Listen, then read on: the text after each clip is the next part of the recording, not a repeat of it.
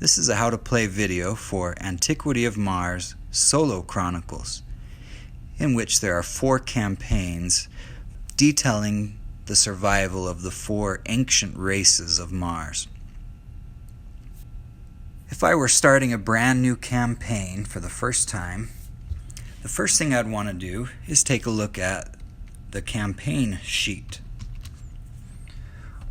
I would write my name at the top and circle the campaign that I wanted to play. It's recommended that you do the Bourge campaign first. So after circling that campaign, you would then write the scenario number for the first scenario of that campaign, which happens to be scenario number 1. Once I've finished the scenario, I'll be able to record my score, and I'll be directed to a second scenario, which I can write down here. Also, at the end of my scenario, if I've acquired any leadership cards, technologies, or influence cards, I'll be able to make one of them a permanent upgrade, which I will record on this sheet as well. Now that our campaign sheet is ready to go, we move on to the setup for an individual scenario.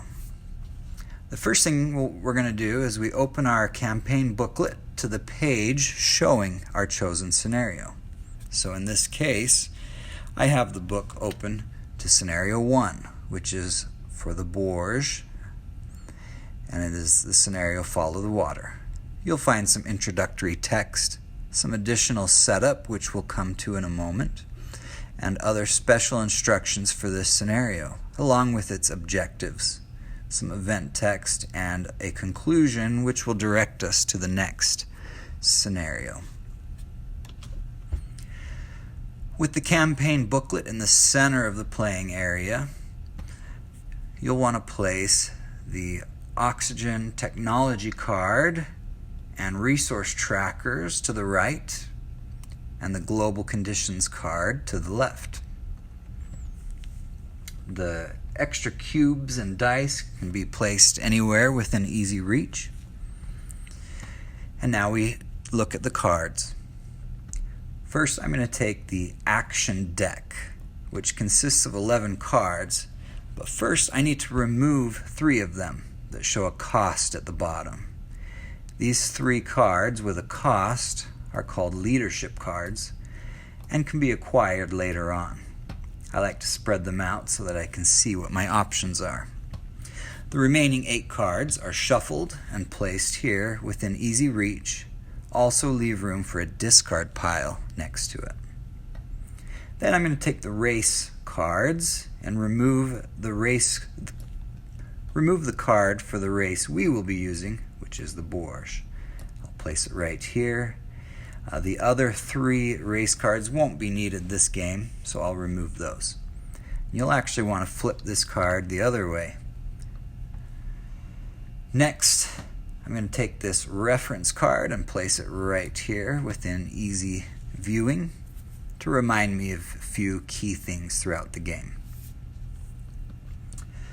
The influence cards are also placed aside at the beginning of the game, as they can be acquired later on as well.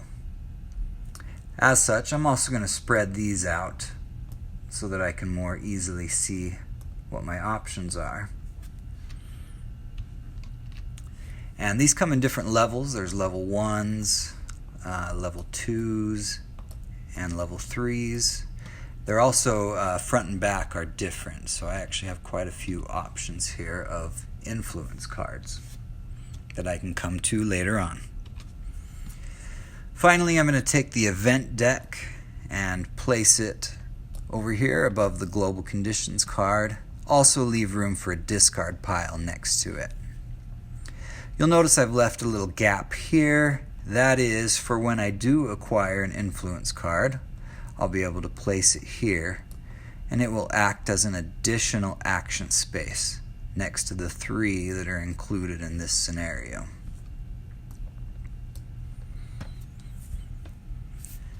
Now I need to come over here. The factories and technologies are left blank at the beginning of the scenario. But the resource tracker,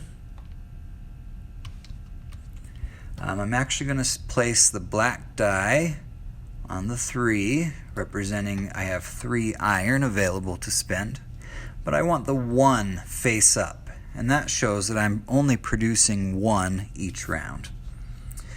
The green die will represent food, which starts at 1, also with a 1 showing.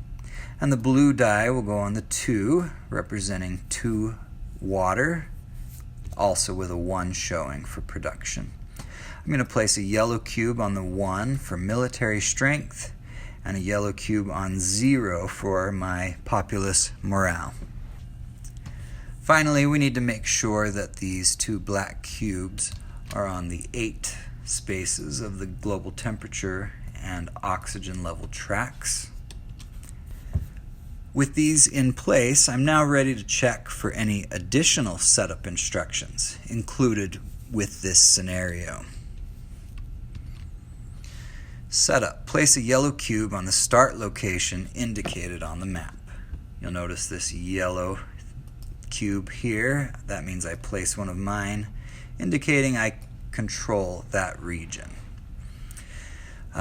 Listed above, at the top of that region, shows my starting production, okay, which can vary from scenario to scenario.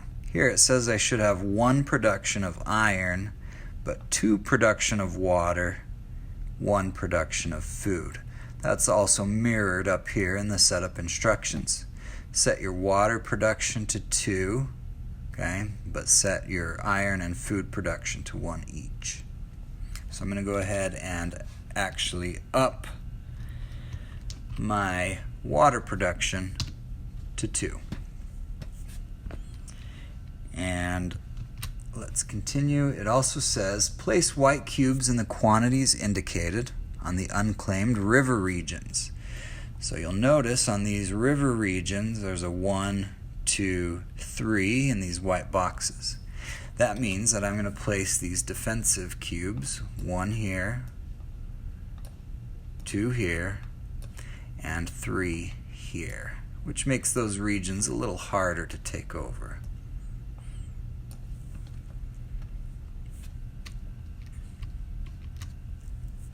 Next, it says the Boers require less oxygen than other races, which means you may ignore 1 military penalty for low oxygen. We'll get to that in a moment. There is a reminder here on the board telling me that I can ignore 1 military penalty. And we are all set up to start our first scenario.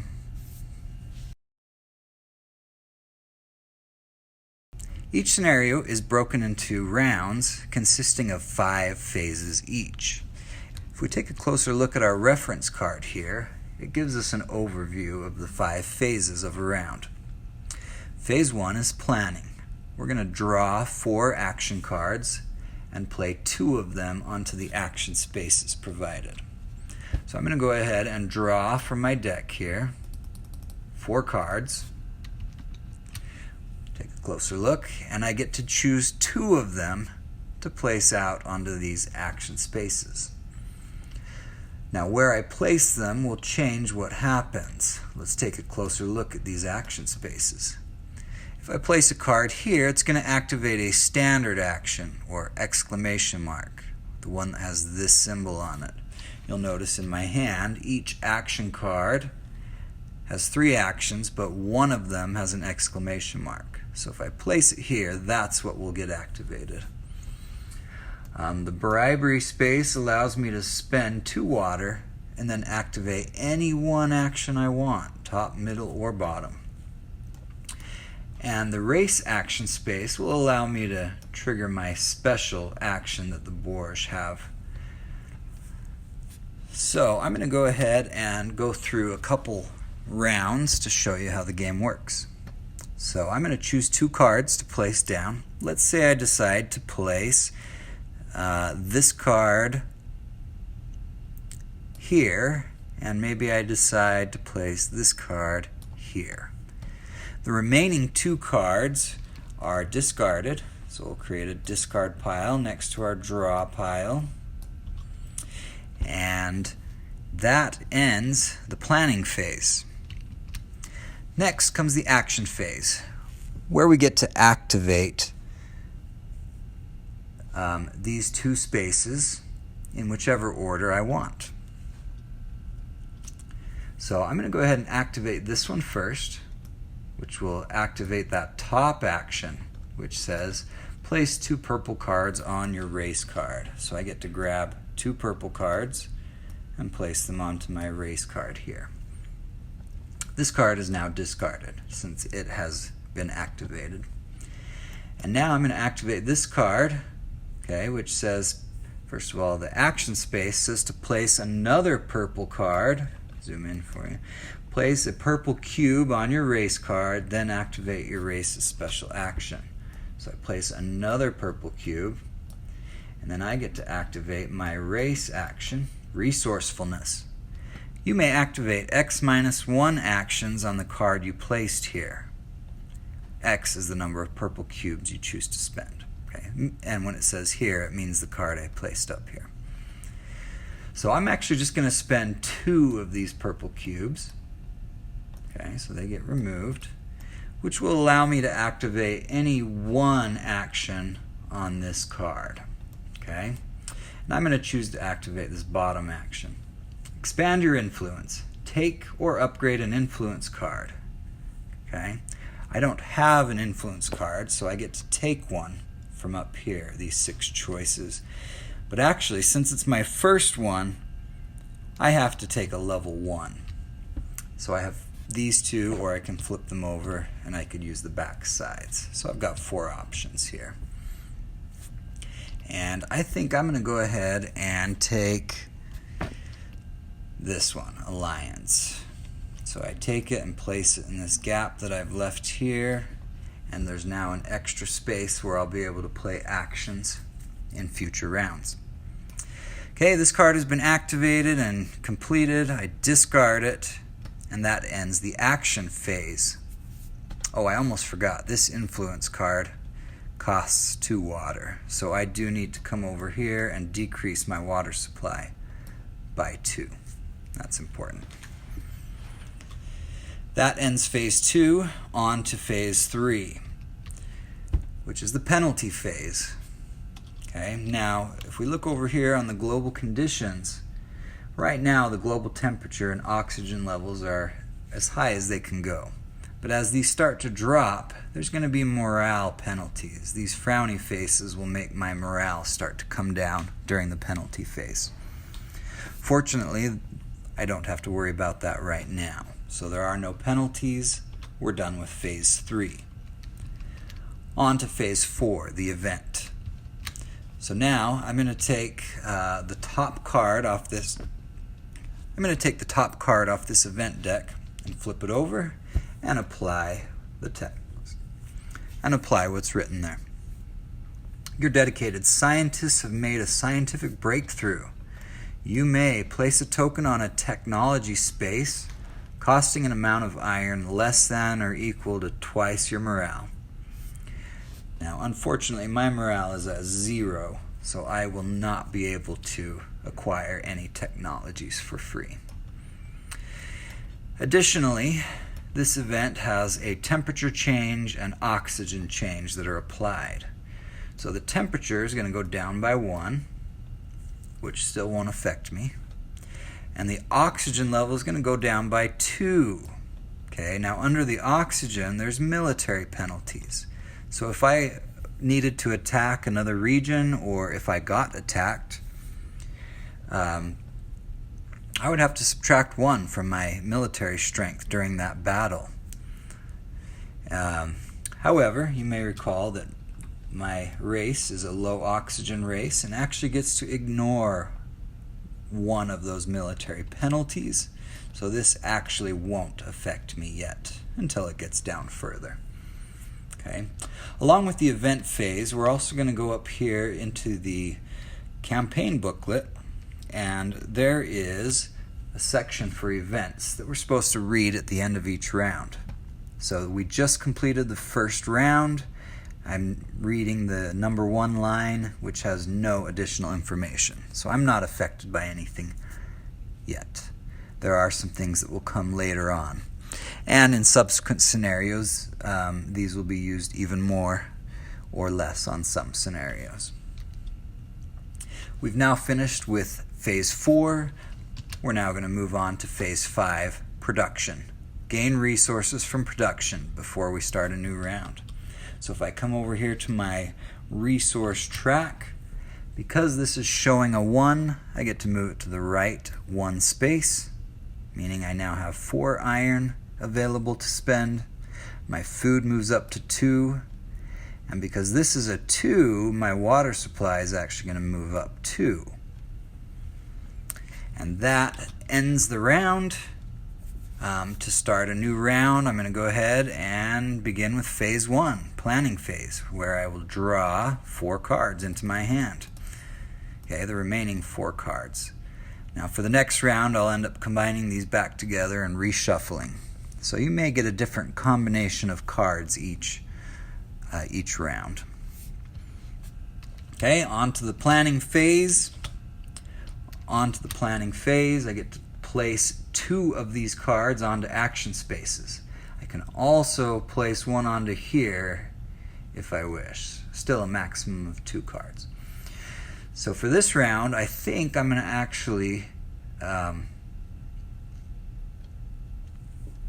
place this card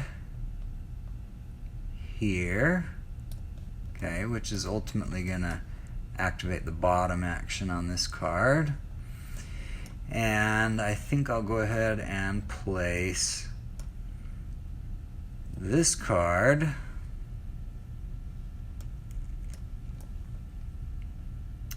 here. Seems like a good choice. My remaining 2 cards, again, are discarded. And now we move on to phase 2, where I get to activate these in whichever order I'd like. So I'm going to first activate this one. Okay, this requires me to spend 2 water, 1, 2, in order to activate any one of these actions. I'm going to activate the middle one, research and develop, where I get to choose one of my technology spaces, pay the cost, and gain a benefit. So if we come over here and look at these technologies across the bottom here, I currently have 4 iron to spend.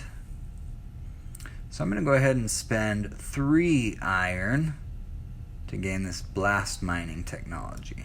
Okay, so this goes here. I spend 1, 2, 3 iron, and the benefit I gain is +1 iron production. So that's going to bump this up to a 2. So I can start gaining more iron each round. So this has been activated, gets discarded. Over here, this red arrow is a reminder that I'm going to activate the bottom action on this card. And so I get to attack. I get to initiate an attack against another region. Okay. I can only attack regions adjacent to ones that I already control. I could come over here, but it's got a little defensive bonus, so I would probably lose. So I think I'll just attack this region here and see if I can't up my iron production a little bit. So in order to attack, I'm going to go ahead and roll these 2 attack dice. Okay, black is the attacker, white is the defender. So I am attacking. Give them a roll. So I rolled a 2, but I also get to add my military strength, which is currently a 1. So that puts me up to 3. Okay. If I didn't have my low oxygen special, I'd then have to subtract 1, but I get to ignore that. So I rolled a 3 total. The defender rolled a 1. As long as my roll is higher, I'm successful. If we were tied, the defender would win the tie and I wouldn't be able to take it over. So having succeeded, I get to place my cube here, which is going to up my iron production yet again to a 3. And this +1 here tells us that I get to increase the temperature, the global temperature, by 1. So this is going to go back up to 8. Okay. This action is now complete. It gets discarded. We move on to the penalty phase. Again, the temperature's too high. I'm not going to receive any penalties. But if this had been down here, for example, with 2 frowny faces, I would then have to come over here and decrease my morale by 2, which isn't good because that would also make me decrease my iron production by 2, which I just got, so I would hate to lose that. Okay. Also, having low morale makes the events harsher towards you. Okay, but since it is up here, there is no penalty, and I would now go on to the event phase, flip an event card. Here's an example of one where if my morale was low, I'd have to lose military strength, but my morale is at 0, so I'm okay. The temperature is going to go down by 1 this time. Oxygen is going to go down by 1. I would check in the campaign booklet. Line 2 has no additional information. And then I would move on to production. My iron's going to go up by 3, food by 1, water by 2, and that again ends the round. I would reshuffle these cards and then draw 4 to start my new planning phase. And this would continue until we've completed the objectives. Now in this case I have 2 objectives to choose from, or if I get through 8 rounds I'm going to lose and have to retry.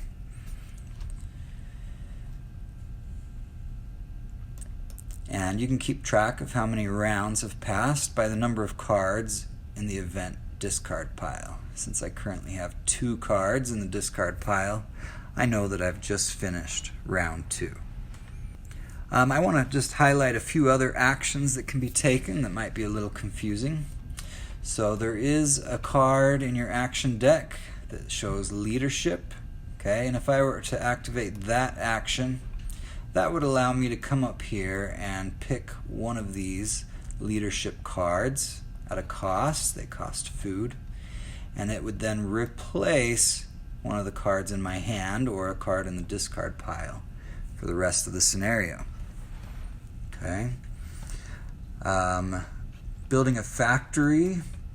If you activate this, you'll pay a certain amount of iron, and then you get to come up here and place a cube on a factory by spending the amount of iron shown above.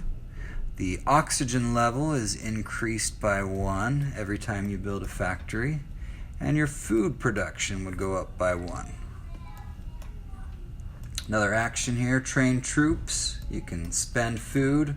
So if I wanted to go up to a level 2 military strength, I'd spend 2 food and I'd get to move this up to a 2. Okay. Most of the actions are pretty self-explanatory, but let me know if you do have questions. I'd be happy to clarify. Thanks for watching.